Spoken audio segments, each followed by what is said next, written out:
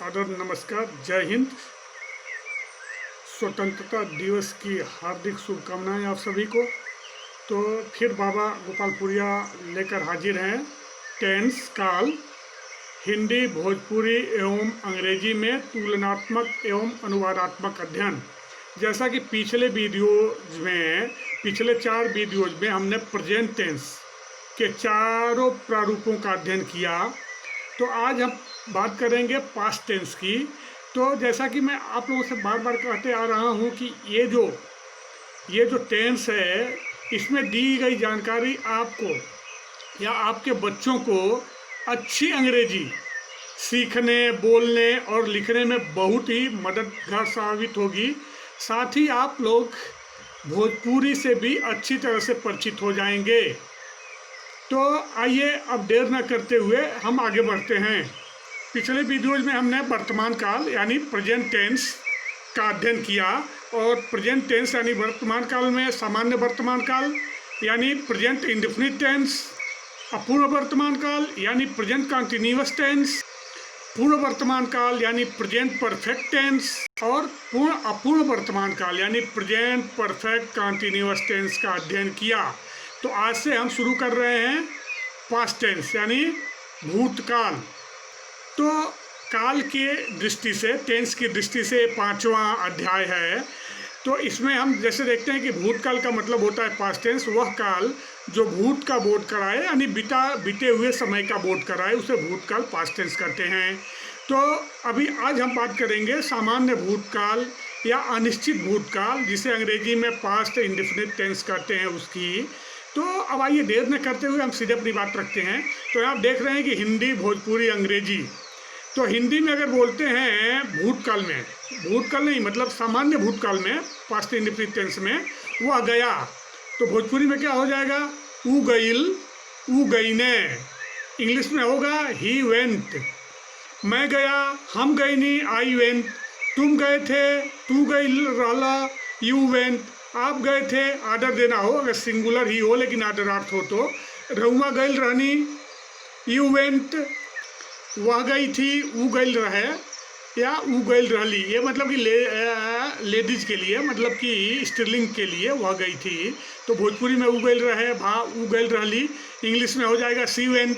लड़का गया, लड़का गईल, लइकवा गईल, द बॉय वेंट। वे गए मतलब एक वचन आर्डरार्थ अगर बोलना है तो वे गए। तो वहाँ का गई नहीं, ही वेंट। लेकिन अगर बहुवचन है और वे गए यानी प्लूरल है तो वो सब गईल, दे वेंट। हम लोग गए थे, हमजन गईल रहनी के, या हमजन गईल रहनी, वी वेंट।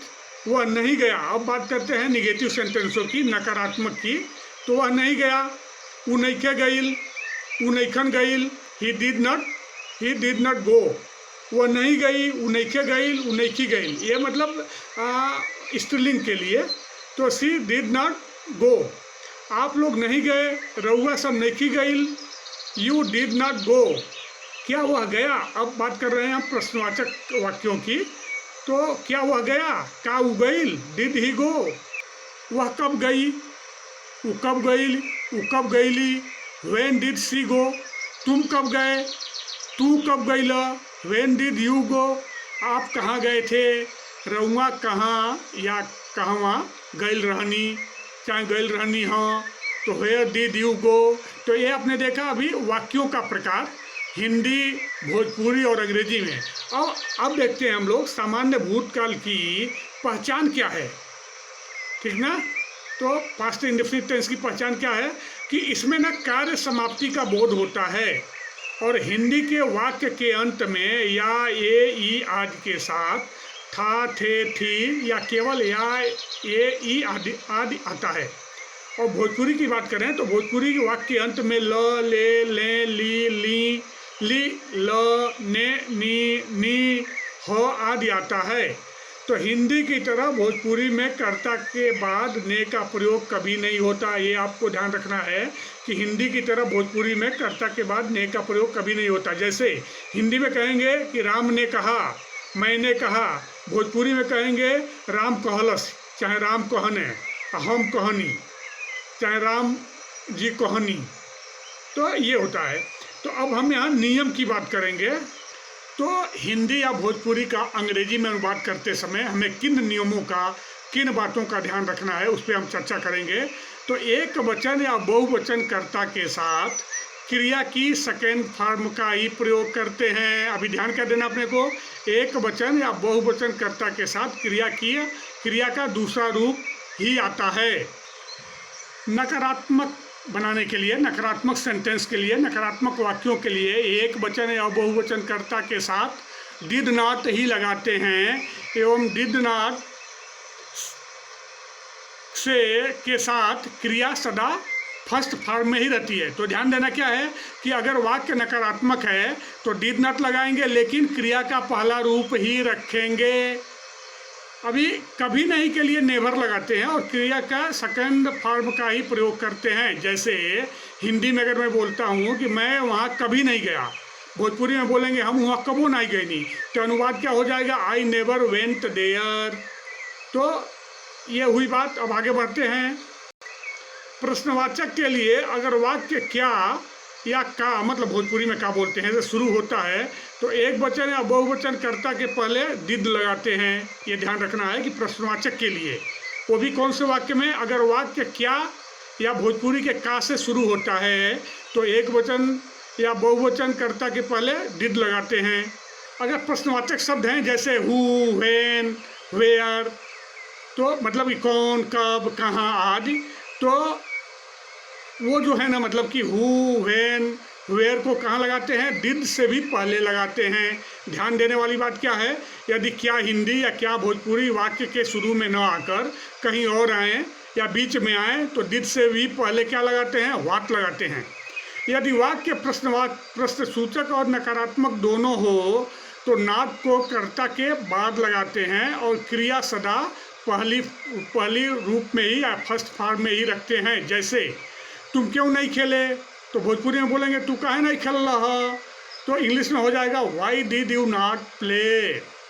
अभी विशेष ध्यान देने वाली कौन सी बात है, जब वाक्य में प्रश्नसूचक शब्द ही कर्ता हो और वाक्य पॉजिटिव हो तो वाक्य में डिड का प्रयोग नहीं होता और क्रिया के दूसरे रूप सेकेंड फॉर्म का प्रयोग करते हैं। जबकि अगर वाक्य निगेटिव हो तो डिड नॉट का प्रयोग करते हैं और क्रिया को पहले रूप में ही रखते हैं, क्रिया का फर्स्ट फॉर्म ही रखते हैं। जैसे कौन आया तो भोजपुरी में हो जाएगा के आइल, तो इंग्लिश में होगा हु केम। तो ये हुई बात आज सामान्य भूतकाल या निश्चित भूतकाल या पास्ट इंडेफिनिट टेंस का। तो हम धीरे धीरे क्रेसर को नीचे ले जाते हैं ताकि आप उदाहरणों को और एक बार देख सकें।